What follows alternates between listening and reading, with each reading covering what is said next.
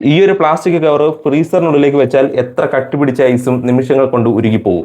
ഇതുപോലെ 2 plastic cover ഉണ്ടെങ്കിൽ നമ്മുടെ വീട്ടിലെ ഫ്രിഡ്ജിനുണ്ടാകുന്ന കട്ട പിടിച്ച ഐസ് ഇളക്കി കളയാനും അതുപോലെ ഒരിക്കലും ഐസ് കട്ട പിടിക്കാതിരിക്കാനും കഴിയുമെന്ന് പറഞ്ഞാൽ നിങ്ങൾ ആരെങ്കിലും വിശ്വസിക്കുമോ? നമ്മൾ എത്രയൊക്കെ ഇളക്കാൻ ശ്രമിച്ചെന്ന് പറഞ്ഞാലും ശരി, ഈ ഐസ് ഇങ്ങനെ ഇളകി വരത്തില്ല. നമ്മുടെ കൈയൊക്കെ മുറിയാൻ സാധ്യത ഉള്ളതാണ്. അതല്ലാന്നുണ്ടെങ്കിൽ നമ്മളിത് മുഴുവനായിട്ട് ഫ്രിഡ്ജ് ഓഫ് ചെയ്തിടേണ്ടി വരും. അപ്പോൾ ഇത് കൂടാതെ 2 ഐറ്റം കൂടെ വേണം. അതൊന്ന് കാണിച്ചു തരാം.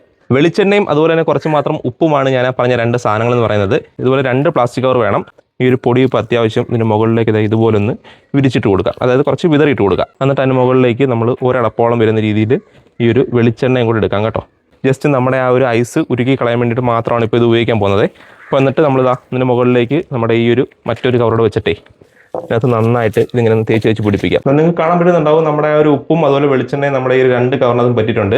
ഇനി നമ്മൾ ചെയ്യാൻ പോകുന്ന നമ്മുടെ ഫ്രിഡ്ജ് ഉണ്ടല്ലോ, അതായത് നമ്മുടെ ഈ ഒരു ട്രേ ഉൾപ്പെടെ അതിനകത്ത് ഒട്ടിപ്പിടിച്ചിരിക്കുകയാണ്. അപ്പം അതിനെ ഇളക്കാൻ വേണ്ടിയിട്ട് ഈ ഒരു കവർ നമ്മൾ ഈ ഒരു വെളിച്ചെണ്ണ തേച്ച ഭാഗം നമുക്ക് ഇതിനകത്തേക്ക് ഇങ്ങനെ മടക്കി വെച്ച് കൊടുക്കാം. അതിനുശേഷം എന്ന് പറയുന്നത് നമ്മുടെ മറ്റൊരു കവർ ഉണ്ടല്ലോ, ആ കവർ നമുക്ക് തിരിച്ച്, അതായത് വെളിച്ചെണ്ണയും ഉപ്പും മേളി വരുന്ന ഭാഗത്തിലേക്ക് നമുക്കിങ്ങനെ വെച്ച് കൊടുക്കാം. ഇനി നമ്മൾ കുറച്ച് നേരം ഇങ്ങനെ വെച്ച് കഴിഞ്ഞാൽ ഇതിനകത്തുണ്ടാകുന്ന മുഴുവൻ ഈ ഒരു ഐസും ഉരുകി നമ്മുടെ ഈ ഒരു വേസ്റ്റ് പോകുന്ന ആ ഒരു ഭാഗത്തേക്ക് പോകും.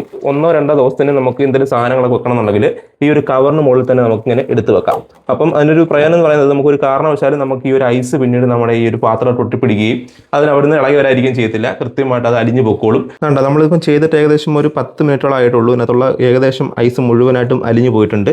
ഞാൻ കവർ എടുത്ത് മാറ്റിന് ശേഷമാണ് കാണിക്കുന്നത്. എന്നിട്ട് നമ്മുടെ ഈ ഒരു വെള്ളം ഉണ്ടല്ലോ, അതിനകത്ത് ഐസ് കട്ട വെറും വെള്ളമായിട്ട് മാറിയിട്ടുണ്ട്. അപ്പം ഇനി നമ്മൾ ചെയ്യേണ്ടത്, നമ്മൾ മുഴുവൻ ഐസും അലിഞ്ഞതിന് ശേഷം നമ്മളൊരു തുണി വല്ലതും വെച്ച് അതിനകത്ത് ഉപ്പിൻ്റെ മയം ഉണ്ടെന്നുണ്ടെങ്കിൽ അത് ഫുള്ള് തുടച്ച് മാറ്റുക.